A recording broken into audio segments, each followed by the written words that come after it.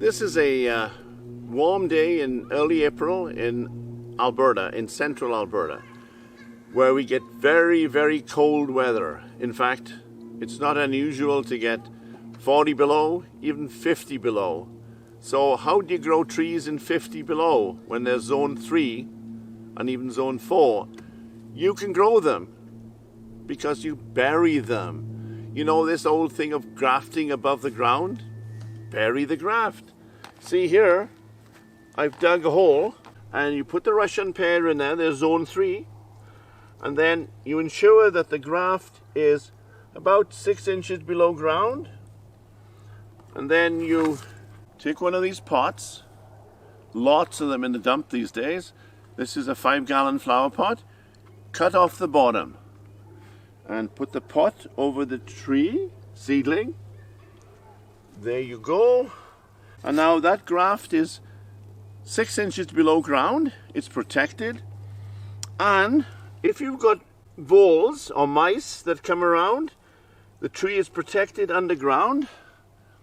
If you've got deer, and everyone's got deer, or moose, or porcupines, they come and chomp off the top, but still the graft is below ground and it'll regenerate. I've got trees here that have withstood deer, voles, you name it, because the grafts are below ground.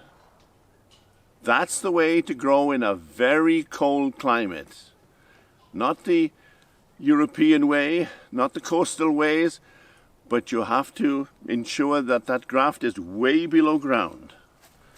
Do they take forever to bloom? Not really. This is a 1-year graft of Sensation, a Saskatchewan apple. Flowers on it. Now, this one here is a triple graft. See the 3 grafts? A triple grafted apple. This goes 6 inches below ground again. You have 3 apple trees for 1. And now this one is a surprise. This is grafted onto a British rootstock called Malling 27. It's not hardy in Western Canada, but if it's 6 inches below ground, it's fine. It's protected from the cold. And there you go. This is the true time of year. The buds haven't even opened. What I showed you was greenhouse stuff. This is the real stuff, and you plant that in the ground, and that grafting stock. And of course, when you plant these down below ground, you of course do this. You take them out. You take the roots out, you take the pot out, and of course you put this in the ground. That's how you plant them, and that's how you succeed growing in a cold climate. And we'll show you a few examples just later on. This tree has been killed back about 3 or 4 times, but because the grafts are below ground, it keeps regenerating. Notice the branches are low down.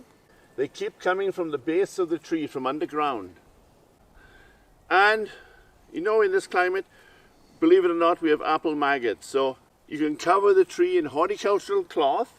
It takes a little while, so I won't do this now. You can do it to small trees. This is a bigger one. I've got smaller trees here. Or you can use mosquito netting, which you can save year from year to keep the maggots out, besides the old plastic bags. That'll keep it for you. Or, if you're growing cherries or plums and you have bird problems, what they can't see, they won't eat. You need this on maybe for a few weeks until the fruit ripens. But this also will keep the maggots out as long as you put it on by the 1st of July.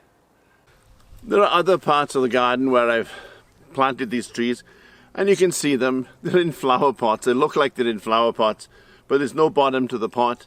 But even though you can see winter damage on top, they're coming up vigorously from below ground. In other words, you want to succeed in growing apples in a very cold climate.